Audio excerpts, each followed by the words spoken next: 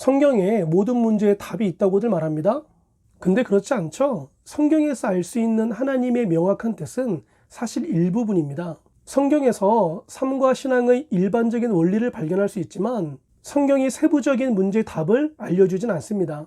이게 동의가 되지 않는다면요, 간단하게 생각해 보시기 바랍니다.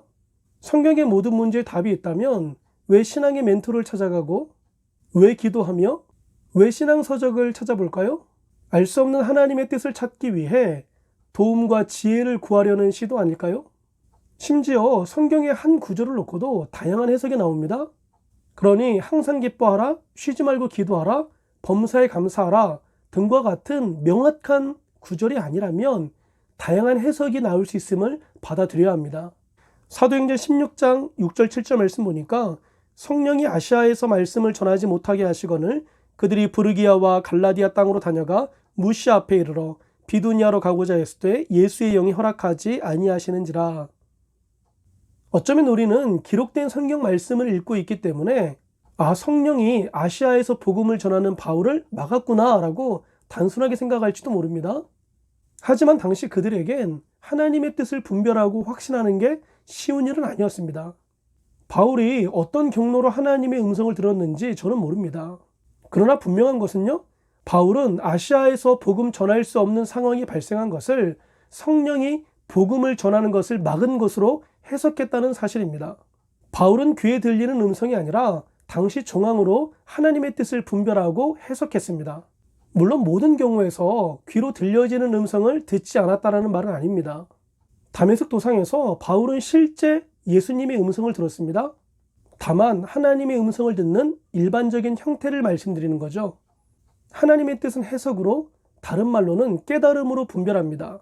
따라서 우리 삶의 곳곳에서 도우시는 하나님의 일하심을 깨달을 때 하나님의 은혜를 누리는 것은 커지게 됩니다.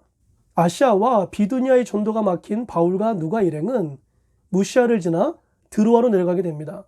그날 밤에 바울이 환상을 보는데요, 마케도니아 사람 하나가 마케도니아로 내려와서 자기들을 도우라는 환상입니다.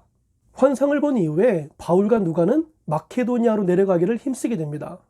성경은 그 이유를 마케도니아 사람들을 도우라는 하나님의 뜻으로 인정했다라고 말하고 있습니다. 이때 중요한 단서가 나오는데요, 여기서 인정하다의 헬라어는 쉰비바조입니다. 이것은 원래 결합시키다라는 뜻이 있는데요, 다른 곳에서는 증명하다로 쓰였고 여기에서는 결론을 내리다라는 의미로 사용되었습니다. 다수의 영어 성경 번역본에서는 conclude, 즉 결론을 내리다라는 의미로 사용되었습니다. 바울과 누가는 환상을 본 이후에 하나님이 아시아도 아니요 비두니아도 아닌 마케도니아에서 복음을 전하길 원하시는 것으로 해석하여 결론을 내렸습니다. 해석하고 깨달은 것을 하나님의 뜻으로 결론을 내린 것이지 귀에 들리는 음성으로 하나님의 뜻을 분별한 것은 아닙니다. 우리는 귀에 들리는 명확한 하나님의 음성 듣기를 원하지만 사실 실제로 들으면요, 환청을 들은 것이라 착각할지도 모릅니다. 바울이 보았던 환상과 똑같은 것을 보게 된다면요, 헛것을 보았다고 생각할지도 모릅니다. 그러니 음성이나 환상 등이 올바른 대안은 아닙니다. 바울이 하나님의 뜻으로 해석하고 결론 내릴 수 있었던 그 영적 분별력과 판단력이 저희에게 필요합니다.